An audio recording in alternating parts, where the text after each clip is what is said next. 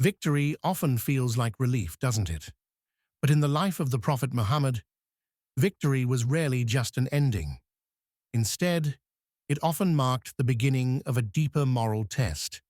Take the Battle of Badr, for instance. A small, ill-equipped community triumphed against overwhelming odds, and the believers stood in awe of what Allah had granted them.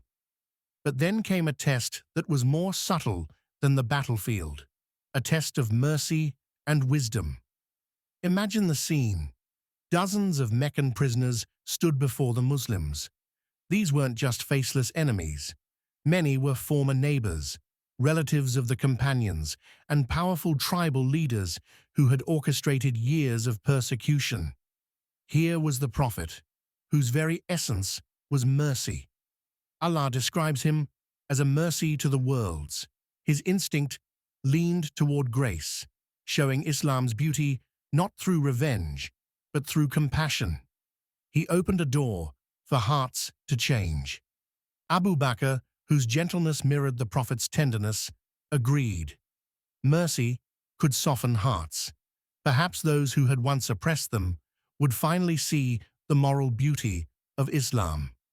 This impulse wasn't weakness, it was prophetic. But then there was Umar ibn al-Khattab, who saw further down the road. With his characteristic clarity, he voiced the concern no one wanted to say aloud. He warned that these men would not honor mercy. They would regroup and return stronger. The Muslim community was still fragile, surrounded by enemies. This wasn't the moment for decisions that could endanger everyone.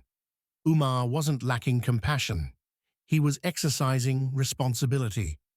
Islam doesn't praise mercy divorced from reality, nor does it praise harshness devoid of mercy. It demands balance. Umar's virtue lay in his willingness to be misunderstood, to appear severe, and to oppose the emotional current, even when it ran through the hearts of those he loved most. That, too, is courage. The Prophet chose mercy.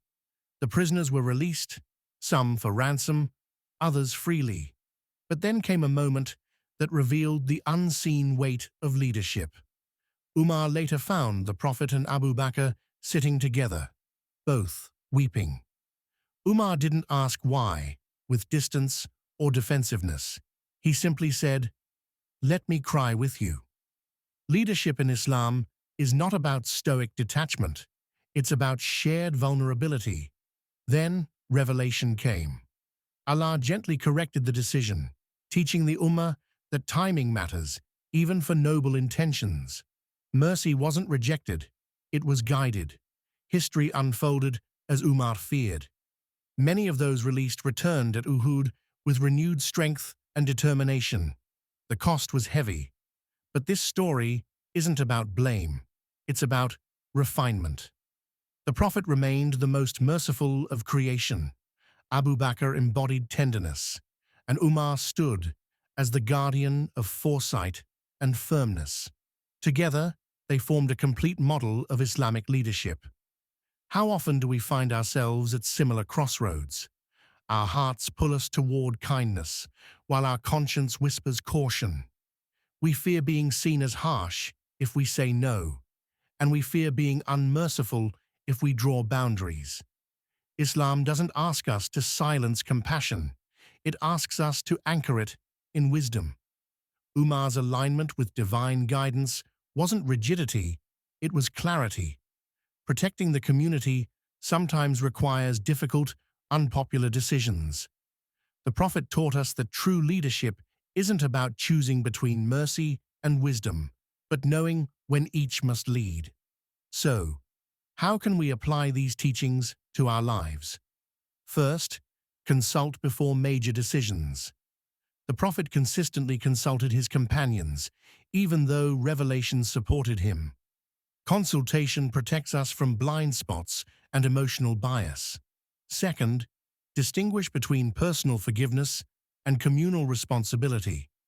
Islam encourages forgiving personal wrongs, but leadership requires considering collective consequences. Third, accept correction with humility. The Prophet accepted divine guidance without defensiveness. Growth requires openness to correction. Fourth, share emotional burdens. Umar's desire to cry with the Prophet teaches us that strength includes emotional solidarity, not isolation. Finally, trust Allah after sincere effort. Even corrected decisions were enveloped in Allah's mercy, reminding us that sincerity is never wasted. The story of the prisoners of Badr isn't a critique of mercy, it's its maturation. It teaches us that mercy shines brightest when paired with wisdom. Leadership in Islam isn't about avoiding mistakes, it's about responding to guidance with humility and growth. In this balance, the Ummah learned to walk forward with both a soft heart and a steady vision.